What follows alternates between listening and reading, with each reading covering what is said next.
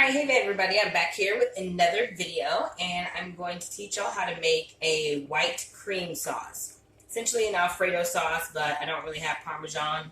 I'm going to use a mozzarella provolone, but it's still going to be a good cheese sauce, very similar to Alfredo. But I want to teach you how to make it from scratch because it's so much better than the jar. Jar Alfredo sauces are so disgusting to me, and I like to make mine from scratch. So here we go. So I've taken a stick of butter and I've melted it down. Now, you know butter melts very easily and burns very easily, so make sure that you have it on a medium setting, low to medium setting, to get the butter nice and melted. Anyways, I have my whisk because you definitely want to have a whisk on hand when you're making your roux, and just lightly shake the flour in and let your roux build up. So I'm starting out with 1/4 cup of flour.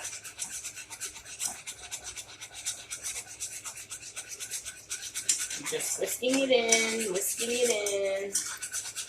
and do that until all your flour is gone. Now again, I said I used a stick of butter, so I think I'm going to use probably like 1/2 cup of flour to maybe 3/4 of a cup. But we're going to see as we go, because I'm really good at adding too much flour to my roux sometimes. Alright, so we still have this on low heat. Again, I started with a full stick of butter. And then I've added about 2/3 cup of flour. Now, typically you want to do a heavy cream. But I don't have heavy cream, and heavy cream has heavier calories. So you can also just do milk. So I'm going to do about 2 cups of milk, and I'm going to start out with that. And again, whoops, making a mess. Just whisk it on in here. And you'll start to see it thicken and form, and your sauce become created. Try to get this out of the way. So y'all can see better how thick it's becoming. Wish I would have got something better to pour with, but it's all good. You see, thickening up. How thick it's becoming. Let's see, I don't know how well you guys can see that. And just keep pouring until you kind of get your desired thickness. Now remember, we're also adding cheese to this, so it's going to get thicker as it goes. So make sure that it's not too watery.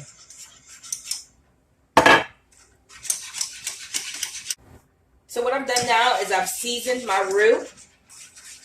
I added some salt, pepper, garlic powder, a little bit of cayenne pepper, and a little bit of garlic pepper. And I'm still mixing it around. It's still on, medium to low heat. I have not added my cheese yet. That's coming next. And now I've added my cheese to my roux, and I've added about 1 cup of cheese. Now again, this is a pretty large recipe. If you're cooking for a lot of people, then yeah, this will definitely cover like 6 to 8 people. Me personally, I'm just going to save some of it, but let that cheese melt down, and I'll show you the consistency shortly. So at the end of the sauce, I'm going to whisk in a little bit of lemon juice and just give it kind of an extra little flavor going on in here. Lemon juice is a great addition to your cream sauces. I highly recommend.